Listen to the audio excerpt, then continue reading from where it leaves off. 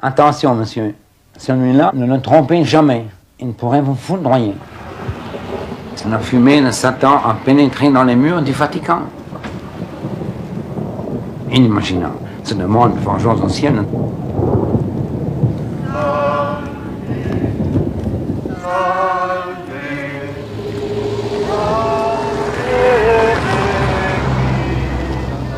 Ah oui, il y a deux prêtres ici dans le village. Il y a un frère qui va chez Schoenbrot, et il n'est plus prêtre, et nous autres, on reste d'ici chez le nouveau.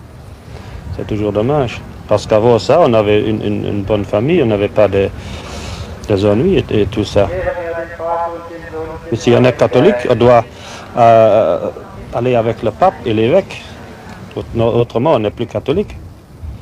C'est une secte, les autres.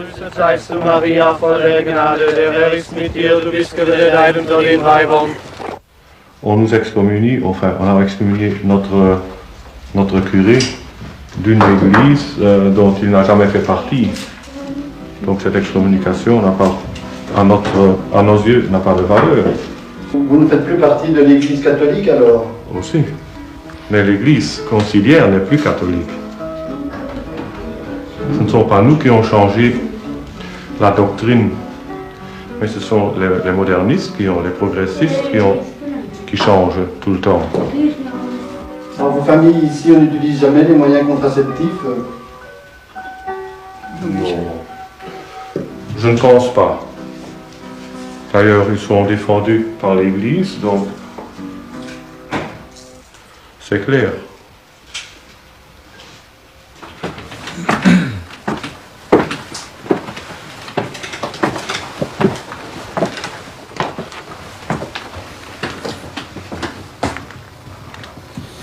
C'est assez compliqué quand même, cette soutane tous les jours à mettre. Oui, c'est surtout le col. Mais c'est un peu comme au grand séminaire la première semaine.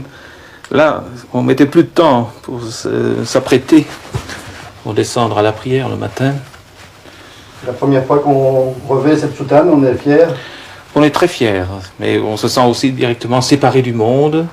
Mais d'autre part, on a la joie de savoir que maintenant, on va franchir une nouvelle étape vers le sacerdoce. On n'assiste pas à la messe pour se faire belle uniquement, mais enfin, étant donné que c'est un déplacement, je fais ce que je fais habituellement.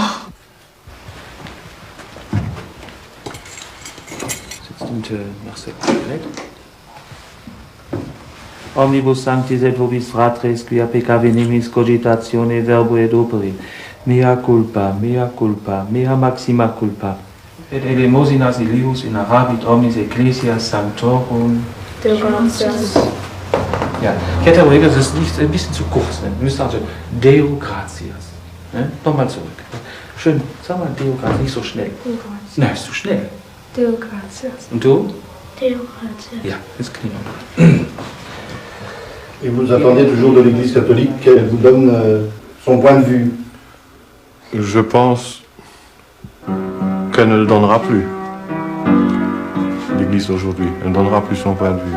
Parce qu'un autre exemple, dans le temps, il y avait, pour tous les livres qui paraissaient sur le marché, il y avait donc une censure de la part de l'Église catholique. Aujourd'hui, elle n'existe plus.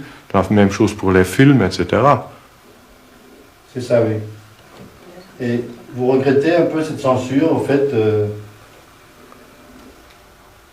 Je regrette qu'elle ne soit plus. C'est ça, oui. Parce que, disons, surtout les jeunes gens, et les autres aussi, ils étaient quand même protégés par cette censure. Vous avez toujours eu beaucoup de plaisir à aller à cette messe, je pense. Mais c'est-à-dire que beaucoup de plaisir, beaucoup de réconfort surtout, et bien sûr aussi la joie de retrouver quelque chose qui appartient au passé et aussi à des vraies valeurs qui ont cessé d'exister maintenant. Mais c'est vrai que l'abbé Schoenbrot tient quand même à beaucoup de dignité. Oui, il tient à beaucoup de dignité. Il ne tient pas que les dames soient bien sûr trop maquillées, bien entendu, mais il tient surtout à ce que les dames portent un chapeau et ne portent pas de pantalon, parce que l'abbé Schoenbrot dit toujours, prenez exemple sur la très sainte Vierge, vous devez être digne. Elle a été élevée au-dessus des anges et des archanges, des multiples esprits célestes. Elle est à la tête des saints, de tout le cœur des saints. C'est vraiment une grande élévation. Il n'y a pas moyen de monter plus haut. 1, 2. 1, 2, Vernein. En général, les vocations naissent à l'autel. C'est le fait que des acolytes voient le prêtre lors de la célébration des saints mystères, eh bien, ils peuvent avoir l'idée de devenir prêtre un jour. Évidemment, il y a beaucoup de qualités qui sont requises, mais c'est un début. C'était votre cas? Absolument. Et puis rien que de voir des prêtres en rue, à l'église, et en famille, eh bien, j'ai toujours pensé à devenir prêtre. J'estime que maintenant, les petites filles enfants de cœur et tout ça, je dois dire que je n'aime pas terriblement. Je trouve que, et mon mari qui étant conciliaire, donc, puisqu'il obéissait à Rome, eh bien, il disait aussi que les femmes ne devaient pas avoir accès au sacerdoce. Non. Sûrement pas, non. Ça ne serait pas votre souhait d'être quand même... Absolument pas, oh non. Non, ça me choque profondément d'ailleurs. Moi, je trouve que le sacerdoce est pour les hommes. Même si je peux vous paraître vieux jeu, je suis d'ailleurs. Voilà. On y va. Bonne messe. Je vous remercie, monsieur. Bonne fin de journée. Je dirai une prière pour vous. Merci.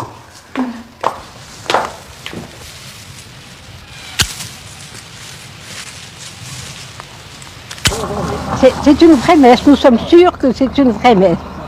Le pape Pie V, en 1570, a déclaré que la messe ne devrait plus jamais être changée et que celui qui changerait la messe encourrait la colère de Dieu. Alors c'est net. Madame, c'est ici qu'il y a la messe à l'ancienne? Ah oui, c'est Ah, c'est bien.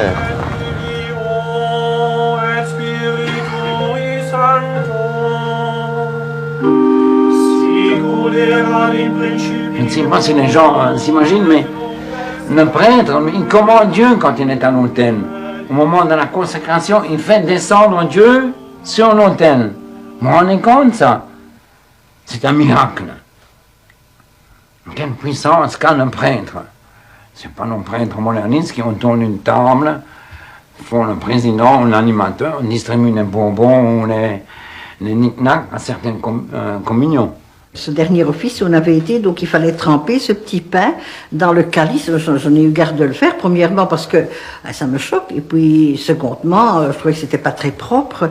Vous vous imaginez à la fin. C'est le démon qui fait ça, qui cherche à nous perdre tous. Et vous croyez que les femmes, par exemple, qui vont travailler, qu'est-ce que vous pensez de ça? Ça, je trouve que ce n'est pas bien, parce qu'elles négligent leur ménage, leurs enfants, leur mari. Alors on se demande pourquoi maintenant tous les ménages vont à rien. Quand une maman n'est pas à la maison, quand le mari ou les enfants rentrent à l'école, ben, il fait triste. C'est comme un ciel sans nuages, sans soleil, avec plein de nuages, voyez-vous. Mais quand elle est là, elle a tout petit soin, pas qu'elle soit esclave, elle est là, elle doit être soumise.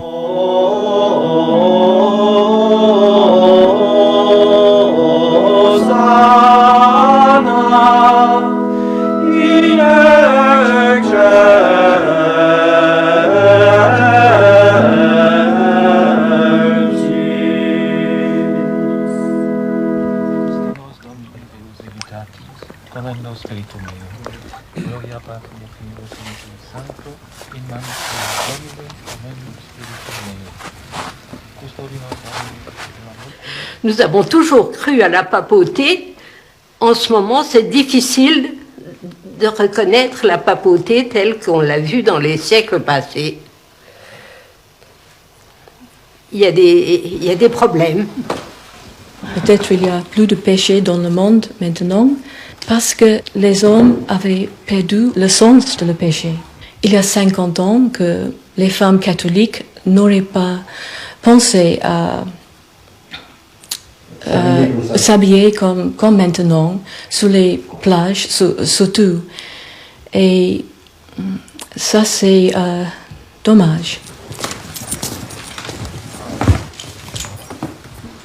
Des religieuses peuvent avoir des tentations aussi spirituelles.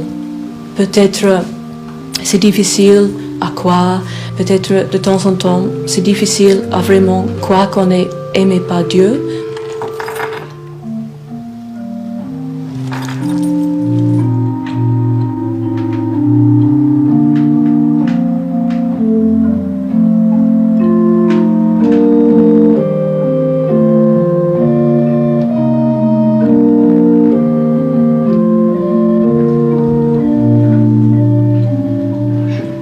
Écran de télévision qui est là, le paysage. Mais en hiver, il n'y a pas de programme de soir alors, parce que à partir de 5 heures il fait noir et il n'y a plus de télévision alors. Il faut d'abord être catholique. Il faut d'abord penser à la vie surnaturelle et après cela seulement à la vie naturelle. C'est d'ailleurs une des raisons pour laquelle on n'a pas de télévision, parce que dans presque tous les films, dans beaucoup d'émissions, on n'en tient pas compte et c'est très triste. Et c'est très dangereux pour les jeunes. La liberté de penser, la liberté de conscience pour nous n'existe pas. Il faut laisser le bon Dieu régner, tout ça, nous ne sommes pas capables de dire ce qu'on doit faire, ce qu'on doit... Oremus benedict Domine nos et tectua dona. L'Église est hiérarchique, c'est le bon Dieu qui l'a voulu ainsi. La société doit être hiérarchique aussi. C'est la voie tracée par le bon Dieu pour que les âmes individuellement puissent trouver le chemin du salut. Amen.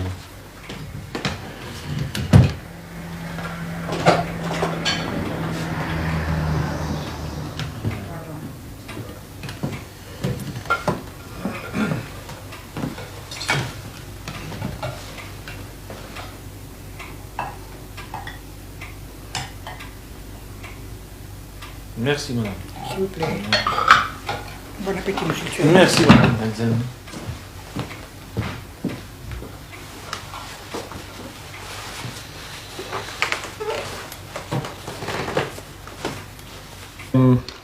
Quelqu'un comme Napoléon, il avait compris. Il préférait avoir, je ne sais plus combien de curés à un corps de police, quoi. Donc si les curés font leur travail, si les gens les suivent, eh bien la police aura moins à faire.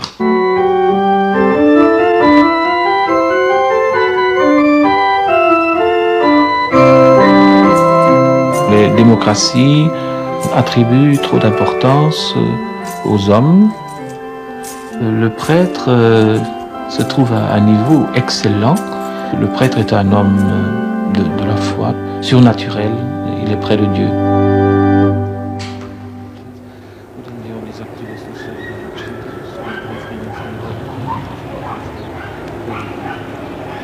Ah, bonjour monsieur le curé. Ça va? Oui, voilà qu'on se rencontre. L'ancien et le nouveau curé. Curé! Oui. Finalement, vous ressemblez quand même assez fort.